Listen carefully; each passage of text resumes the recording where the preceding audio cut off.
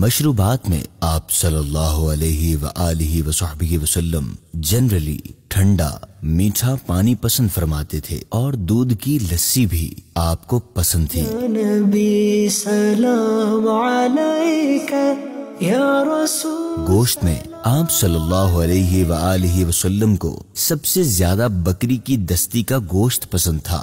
سبزیوں میں آپ صلی اللہ علیہ وسلم کو کدو شریف پسند تھا۔ آپ سالن میں سے کدو کے پیسز چن چن کر کھایا کرتے تھے۔ پھلوں میں کھجور آپ صلی اللہ علیہ وسلم شوق سے کھایا کرتے تھے۔ خاص طور پر اجوا کھجور آپ صلی اللہ علیہ وسلم کو بہت پسند تھی۔